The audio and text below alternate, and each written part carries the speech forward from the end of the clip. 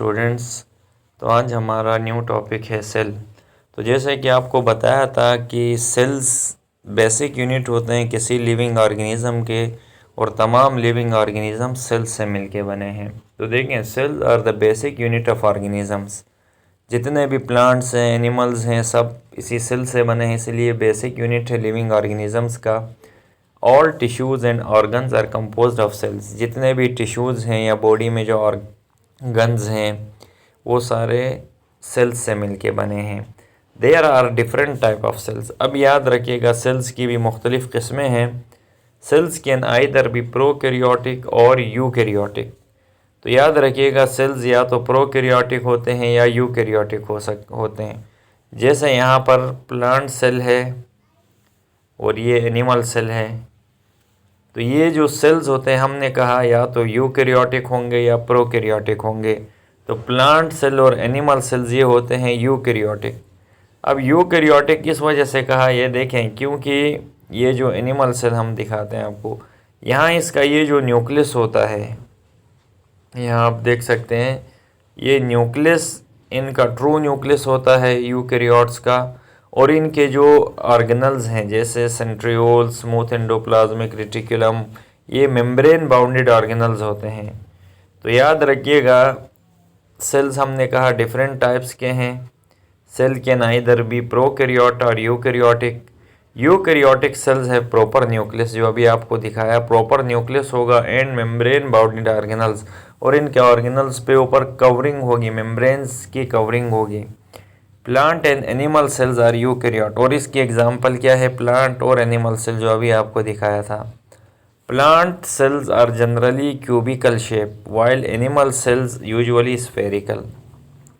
तो याद रखिएगा, ये जो प्लांट सेल होता है हमारे पास, ये क्यूबिकल शेप कहलाती है ये, और ये जो हमारे पास एनिमल सेल्स हैं ये स्फेरिकल होते हैं, गोल होते हैं।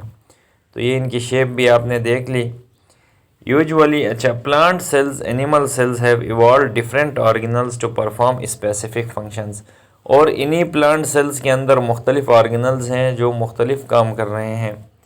The activity of an organism depends on the total activity of independent cells. यानी ये जितने भी काम हो रहे हैं किसी ऑर्गेनिज्म के अंदर, ये सेल्स पे ऊपर डिपेंड करेंगे।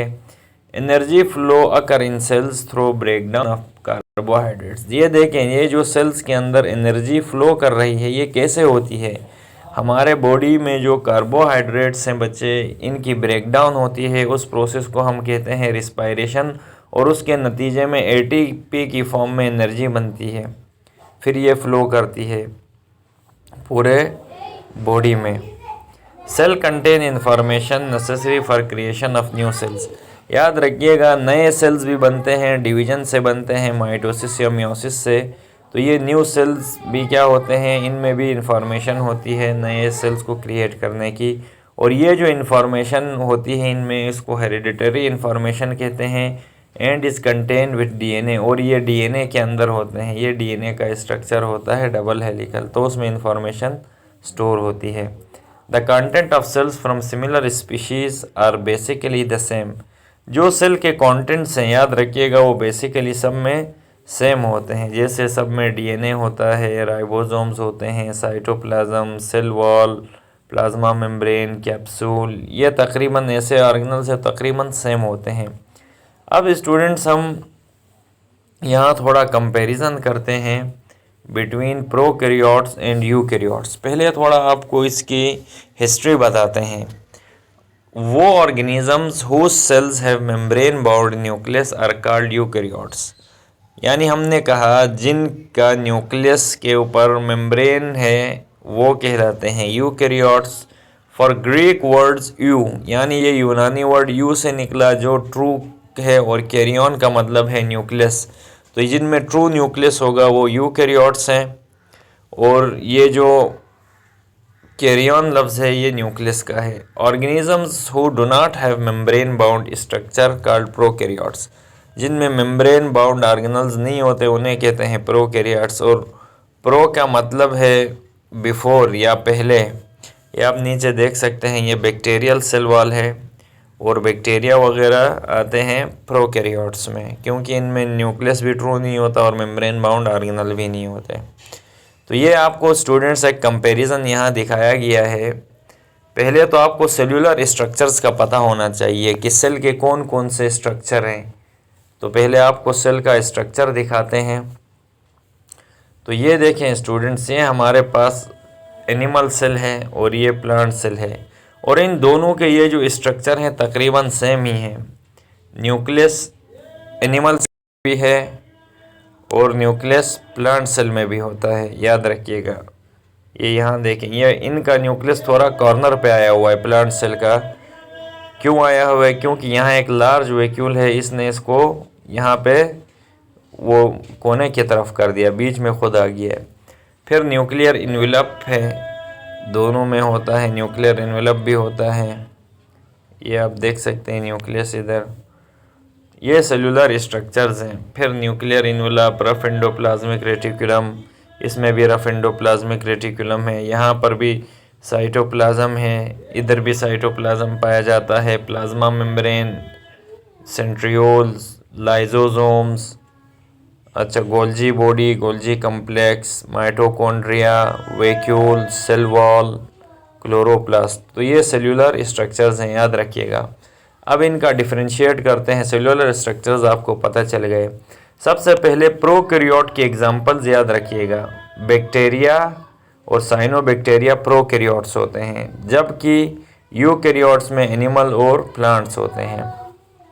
फिर जब इस सेल्यूलर स्ट्रक्चर की बात करते हैं तो न्यूक्लियस प्रोकैरियोट्स में विदाउट मेम्ब्रेन, इसमें कोई कवरिंग नहीं होती, जबकि यूकैरियोट में कवर्ड होते हैं। फिर नंबर ऑफ क्रोमोसोम्स, तो याद रखिएगा इनमें ट्रू क्रोमोसोम्स नहीं होते, इनमें एक से ज़्यादा क्रोमोसोम्स होते हैं। अच्छा, फिर नंबर ऑफ सेल्स की बात करें तो ये यूनिसेल्यूलर हैं, एक सेल से बनते हैं प्रोकैरियोट, जबकि यूकैरियोट यूनिसेल्यूलर, एक सेल से भी बने हैं, वन और मोर से भी बने हैं। फिर बात करते हैं ट्रू मेम्ब्रेन बाउंड ऑर्गेनल्स की, तो इनमें ट्रू मेम्ब्रेन ऑर्गेनल एब्सेंट है, यूकैरियोट्स में प्रेजेंट है। फिर लाइजोसोम्स और पराक्जिसोम्स इनमें एब्सेंट होते हैं, इनमें प्रेजेंट है। Microtubules absent, microtubules present. Endoplasmic reticulum इसमें भी एब्सेंट है, इसमें प्रेजेंट है। माइटोकॉन्ड्रिया इनमें एब्सेंट है, इनमें प्रेजेंट है। राइबोसोम्स के साइज की बात करें, स्मॉल होलर होते हैं, इनमें लार्जर होते हैं। वेसिकल्स इनमें प्रेजेंट है, इनमें भी प्रेजेंट है। गोल्जी ऑपरेटस इसमें एब्सेंट, जबकि इसमें प्रेजेंट। क्लोरोप्लास्ट इसमें एब्सेंट, इसमें प्रेजेंट है, लेकिन प्लांट्स में होता है, याद रखिएगा। ये सेल्यूलर स्ट्रक्चर्स आपको बता रहे हैं, कंपैरिजन किया गया है। प्लाज्मा में क्लोरोप्लास्ट इनमें एब्सेंट है, जबकि प्लांट्स में यहाँ प्रेजेंट है। प्लाज्मा मेम्ब्रेन यूजुअली इनमें नहीं होती, इनमें पाई जाती है, जो आउटर लेयर है सबसे बाहर। परमिएबिलिटी ऑफ न्यूक्लियर मेम्ब्रेन नहीं होती, इसमें सेलेक्टिव परमिएबिलिटी है। वैक्यूल्स इसमें एब्सेंट है, इनमें प्रेजेंट्स हैं। इनमें सेल का साइज़ 1 से 10 माइक्रोमीटर है, इनमें 1 से 1000 माइक्रोमीटर है। फ्लैजिला की बात करें तो ये आपने देखा था, सब माइक्रोस्कोपिक साइज़ है और 1 फाइबर होगा, माइक्रो मेम्ब्रेन बाउंडेड होंगे। तो ये एक कंपैरिजन था स्टूडेंट्स। तो इम्पोर्टेंटली आप बोर्ड के हवाले से एग्ज़ाम उसके लिए ये 5-6 पॉइंट्स इन दोनों के याद रखें, इसके एग्जांपल्स याद रखें। इनमें न्यूक्लियस यानी विदाउट मेम्ब्रेन है, इनमें मेम्ब्रेन बाउंडेड है। फिर ये याद रखिएगा, इनमें ट्रू मेम्ब्रेन्स होती हैं, इनमें एब्सेंट है, मेम्ब्रेन बाउंडर इनमें प्रेजेंट है। फिर यहाँ ये देखिएगा कि माइटोकॉन्ड्रिया इनमें एब्सेंट है, इनमें प्रेजेंट है। फिर राइबोसोम्स और ये सेल का साइज़, ये थोड़ी चीज़ें बोर्ड के हवाले से याद रखें, बाकी कंपैरिजन हमने आपको बता दिया है।